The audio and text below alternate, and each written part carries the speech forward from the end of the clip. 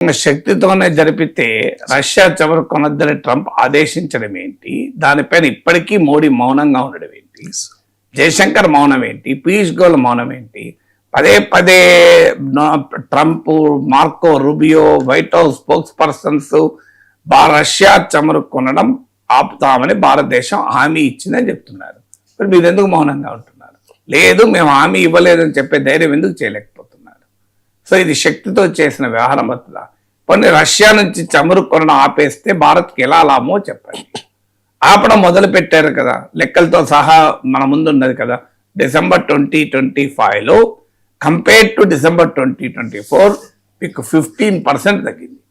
November 2025తో పోలిస్తేనే 27% పడిపోయింది ఒక్క నెలలోనే. ఓవరాల్గా మీకు భారీగా తగ్గుతుంది, అమెరికా నుంచి పెరుగుతుంది. డిసెంబర్ 2024తో పోలిస్తే డిసెంబర్ 2025లో అమెరికా నుంచి దిగుమతి చేసుకున్నది 31% పెరిగింది. ట్రంప్ ఇదే చెప్తున్నాడు, రష్యా నుంచి కొనడం మానేస్తారు, అమెరికాతో కొంటారు అని. సరిగ్గా డేటా అదే చెప్తుంది కదా. కాదని మీరు ఎక్కడ డేటా చెప్పండి. లేదు, మేము రష్యా నుంచే చమురు కొంటాం, రష్యా చీప్కి ఇస్తే రష్యా నుంచి కొంటాము, అమెరికా రష్యా కన్నా చీప్ ఇస్తే కొంటామని చెప్పమండి ధైర్యంగా. ఇంతవరకు చెప్పలేము. మరి అది ధైర్యంగా ఎక్కడ శక్తితో చెప్తే ఆ ధైర్యం ఎందుకు రావడం లేదు?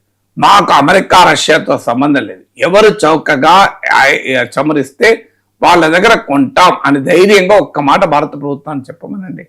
ఎందుకు చెప్పడం లేదు? మాకు డైవర్సిఫై చేసుకుంటున్నాం ఇలా దొంగదుగుడు చెప్తున్నారు తప్ప సూటిగా అమెరికానా రష్యా అనేది సంబంధం లేదు. ఎవరు చౌకగా మాకు ఆయిల్ సప్లై చేస్తే మేము వాళ్ళ దగ్గర కొంటాము, ఇది మా దేశ అవసరాలకు కావాలి.